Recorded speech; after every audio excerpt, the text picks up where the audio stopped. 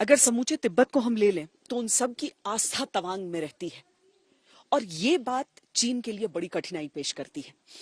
ये हम तवांग मॉनेस्ट्री में इस समय हैं जहां न सिर्फ देश भर से बल्कि दुनिया भर से श्रद्धालु यहां पर आते हैं।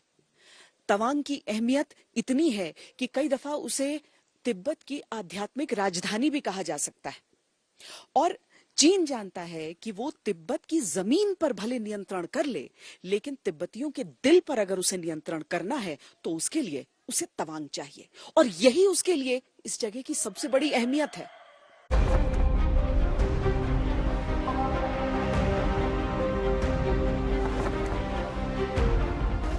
बंदूक की नली से सत्ता का आह्वान करने वाले माओ से लेकर हथियारों के दम पर ऐंठने वाले शी जिनपिंग तक 72 वर्ष बीत गए। इन 72 वर्षों में तवांग ने बहुत कुछ देखा। 1962 की जंग और भारतीय जवानों का पराक्रम देखा। 1972 में खुद को भारत की केंद्र शासित सरकार वाले अरुणाचल प्रदेश का हिस्सा बनते देखा। 1987 में भारतीय गणराज्य के 24वें राज्य अरुणाचल का महत्वपूर्ण क्षेत्र होने का गौरव प्राप्त होते देखा।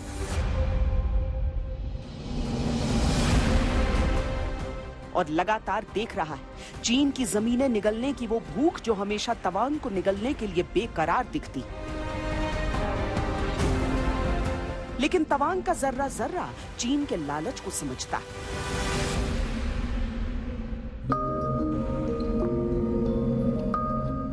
दुनिया के नक्शे पर तवांग की पहचान विश्व में सबसे बड़े दूसरे बौद्ध मठ की धरती होने की। भारत को तवांग पर गर्व है और तवांग को भारतीयता पर। इंडियन आर्मी को हमेशा हम लोकल लोग सपोर्ट करते रहेंगे। इंडियन आर्मी और ये जो लोकल लोग हैं उनके बीच में रिलेशनशिप बहुत अच्छा है। अभी जो इंडियन आर्मी है वो पहले जैसा नहीं है। 62 वॉर के समय में जो इंडियन आर्मी था वो अभी ऐसा नहीं है। अभी बहुत चेंज हो चुका है। हमारा अभी मिलिट्री पावर हो गया, आपका सब कुछ पूरा चेंज हो चुका है। हम लोग बहुत एकदम शांति में बैठे हुए हैं, वो पूरा इंडियन आर्मी की वजह से। वो तो बहुत प्राउड फील करते हैं इंडियन आर्मी को। उन्हीं की वजह से आज हम लोग यहाँ पर सेफ है, बहुत अच्छा लाइफ जी रहे। तवांग पर 1950 में माओ ने नियत बिगाड़ी थी और चीन की नजरों में तब से तवांग का अस्तित्व है, लेकिन बंद आंखों से दुनिया को देखने वाला चीन ये याद ही नहीं रखना चाहता कि तवांग और भारत का रिश्ता कम से कम 400 सालों से तो दर्ज है ही। उसे तो ये भी नहीं पता होगा कि तवांग को तवांग कहते क्यों हैं।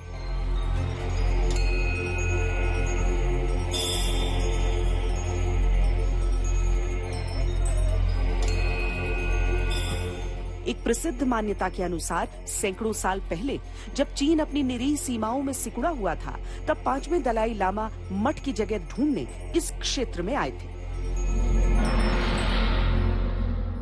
प्रार्थना के इन पहियों को एक दिशा में घुमाते हुए परिक्रमा करने का विधान यहाँ पर रहता है। लोग बड़ी श्रद्धा के साथ यहाँ पर आते हैं, प्रार्थना के इन पहियों को घुमाते हैं। दरअसल यहाँ की जो मान्यताएं हैं धार्मिक, वो अधिकतर ये हैं कि जब भी आप इस तरह से कोई चीज करते हैं या फिर जो हवा में यहाँ पर आपको लहराती हुई जो प्रार्थना दिख जाएगी, वो हवा में जाकर मंत्रों के रूप में हर ओर बिखरे, सबके लिए अच्छा करे, सबका भला करे, सबको शांति मिले। बुद्ध का उपदेश भी यही था और यही तवांग और अरुणाचल प्रदेश की सोच भी है।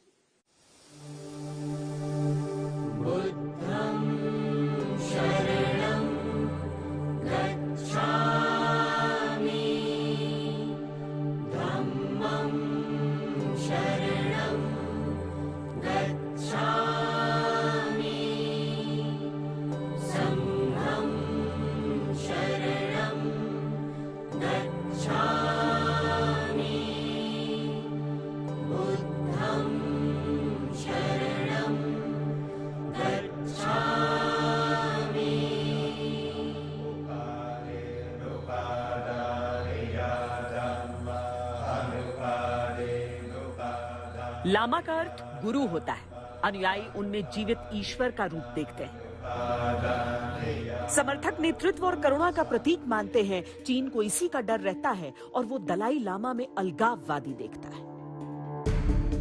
चीन को हमेशा ये चिंता रहती है कि दलाई लामा का असर ही है जिसकी वजह से वो तिब्बत पर कब्जे के बावजूद कभी पूर्ण अधिकार नहीं पा सका। तवांग दलाई लामाओं की जन्म और कर्म स्थली रहा है, तो चीन यहाँ कब्जा करके तिब्बत की आध्यात्मिक आत्मा पर अपना अधिकार जमाना चाहता है। 5वें दलाई लामा ने तिब्बत को आपसी मतभेदों से एक किया था, जिसके बाद वो करीब 40 साल स्वतंत्र देश के तौर पर रहा। फिर चीन ने उस पर कब्जा कर लिया। 1959 में चीन के खिलाफ तिब्बत में विद्रोह हुआ। ये कामयाब नहीं हो सका। इसके बाद तत्कालीन और मौजूदा 14वें दलाई लामा भारत की शरण में आ गए।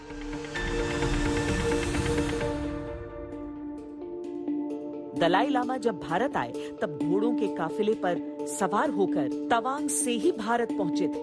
तवांग को वो घड़ी, वो पल आज भी याद है। लामा पूरा इधर से दलाई लामा आया, लुमला होकर के आया। जिमीथांग तरफ से, वहां से आया, जिमीथांग से आया, शक्ति में बैठा।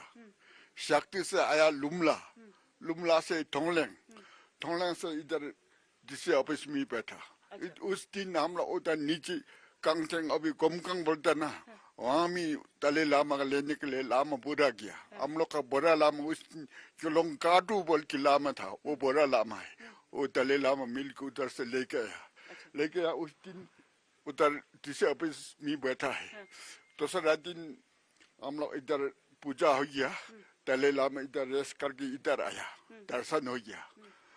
और उस दिन इधर गांव वाले भी पूरा इधर आया।